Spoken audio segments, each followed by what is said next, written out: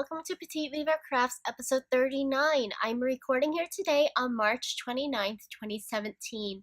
If you can tell, my voice is a little bit off because I am still a bit sick, but I wanted to record an episode for you guys before I started packing up all my stash, my stuff in preparation for my move in 2 weeks. So apologies in advance if this feels a little bit scatterbrained. My brain kind of feels like mush. I've had a cold for the last week, and this is actually the first day that I've put on makeup in about a week as well. I had a client meeting this morning, and I'm recording here in the afternoon. So for this week, I do have some new stash, a finished object, and some works in progress that you guys haven't seen before. So let's go ahead and get started. So first up is stash. So Knit Picks did have a sale on their soft weight yarn, so I did buy quite a bit of some of their bare yarns. The only colored yarn that I purchased from them was some more Hawthorne, and this is the Andromeda colorway. I just thought the color was really pretty. I don't know what I'll do with it yet, but I just thought it was gorgeous and it was on sale. So next up for stash is Twisted Owl Fibers, which is the company that did the Speckle yarn that I used for my herringbone hat. I also met the dyers behind the company at Stitches West. They were super sweet. But recently on their Instagram, they made an announcement that they will be closing their Etsy shop and you can only buy their yarns from their wholesalers. So I went on their Etsy shop and picked up this lovely skein of Mr. Gray Sky is the colorway, and the base is a Mohair soft base, which I haven't tried before. I thought the color was really pretty. It's a very neutrally kind of masculine color, which I like, and I figured I could make a pair of socks for some of the men in my life to see if they enjoy hand-knit socks as well.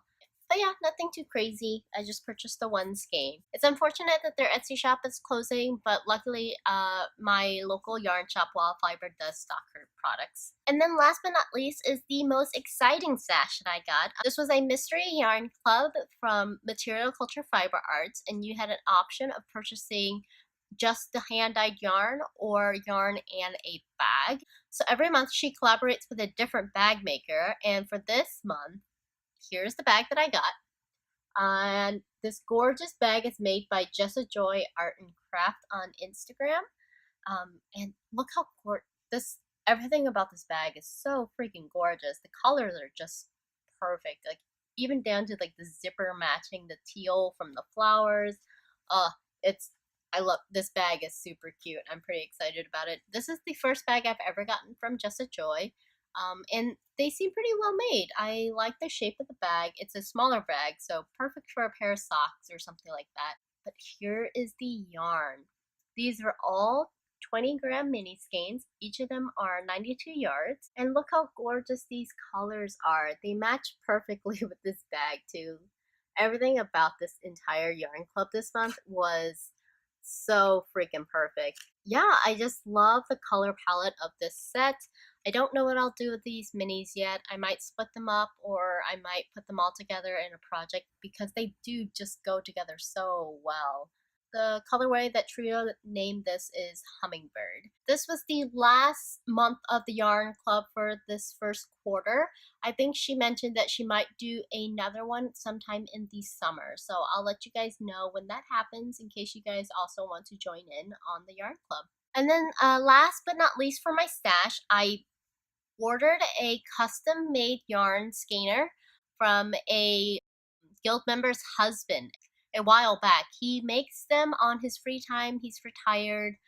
He just kind of likes working with wood, and he helps his wife restore spinning wheels, and he likes to make spinning accessories. So I got this gorgeous cedar skein winder.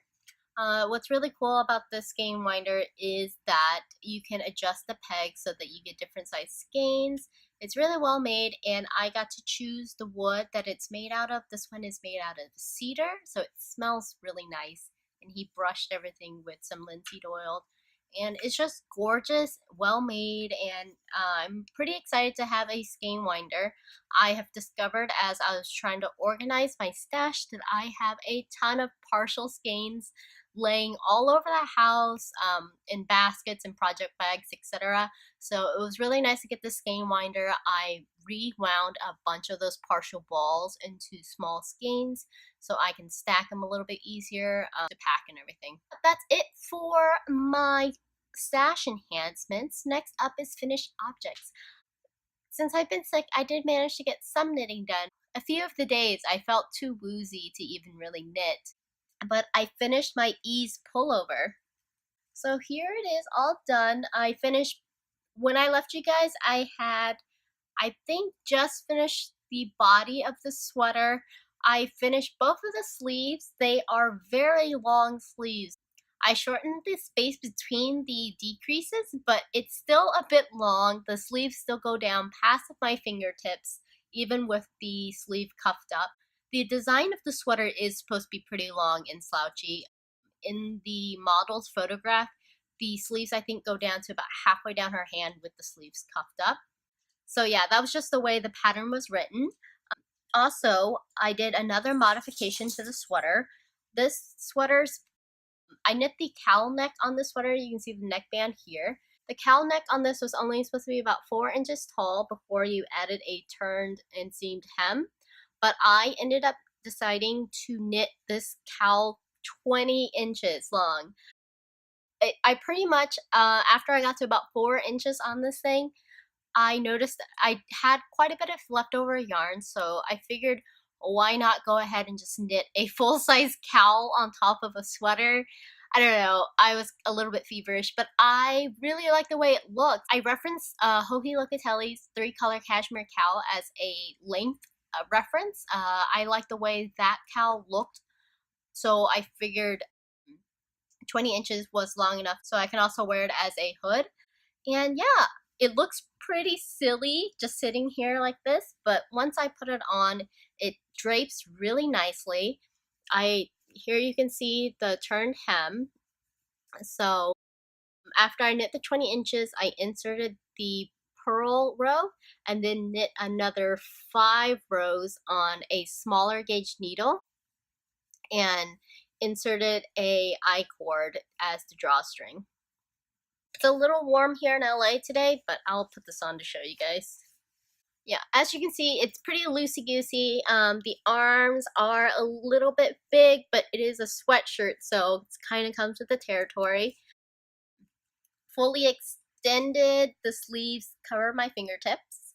And here's the cowl neck. It's a lot of fun. It looks super squishy, which I really like, and the cowl makes the sweatshirt, I think. It makes it look very unique, and I really love the way this turned out. And here, I can throw it up as a hood pretty easily. Yeah, it's nice and wide. I can scrunch it in if it gets cold or whatever. Yeah, I really like the way this turned out. When I went to finish the sweater and like wash it, I aggressively swished this sweater around. I was actually trying to almost felt it a tiny bit because one, it is a very large sweater on me and I knew that there was plenty of room for it to scrunch up a little bit and still be able to fit me. And two, since the tweed yarn felt a little bit stiff and kind of rough, as I mentioned before, I wanted to really full the yarn to make it poof up a lot.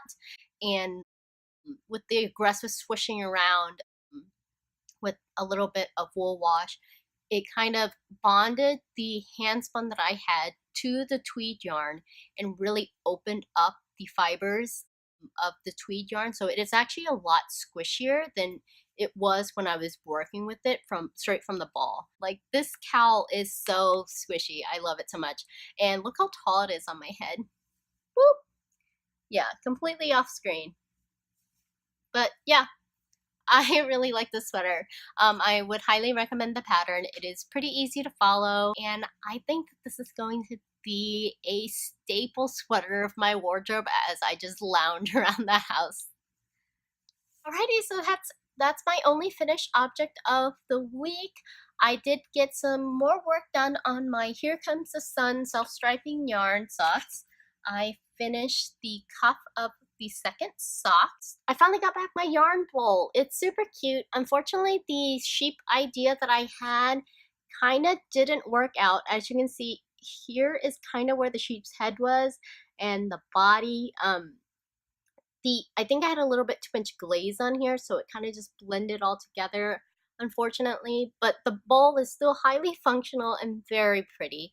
Unfortunately, another student's project also kind of pooped on mine a little bit, but I still really like the bowl. I think it turned out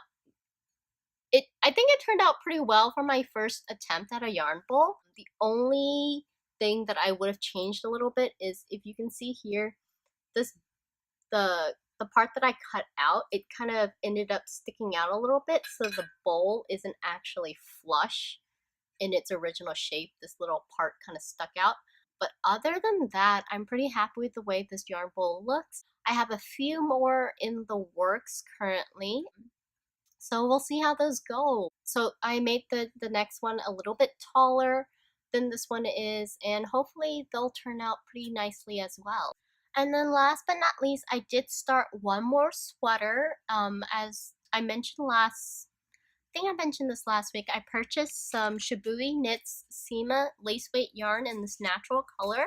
I started the Ella cardigan by Hannah Fettig, and here's how much I've gotten done so far. This is just a basic seed stitch. This is a bottom-up sweater, so I just started on the body of it. It looks pretty nice. It's a little bit of a bear to work with just because it is lace weight, but I think the end product will be really nice and lovely and delicate looking, which I think will be perfect as a summer shrug for when it gets a little bit cooler here at night. So yeah, I'm pretty excited for that. So yeah, that's it for my works in progress. As I mentioned, I will be moving in 2 weeks, and I'm actually going out of town this weekend, so don't look for an episode next week. I will probably be way too much in flux to try to record an episode. Definitely look out for me if you guys are planning on doing the LA yarn crawl. I am going to be crawling with a few of my friends on Saturday and probably Friday as well. I am turning 30 that day, and it's going to be a heck of a whole lot of fun. I am going to fill my 30th birthday with a ton of yarn and friends, and probably lots of desserts as well. I am pretty excited about all that. Life is a little bit crazy, but I will talk to you guys in 2 weeks. Make sure to follow me on Instagram as Petite Weaver if you guys want some more real-time updates of all the things that I'm working on. I'm going to take a nap now, so I will talk to you guys later. Bye!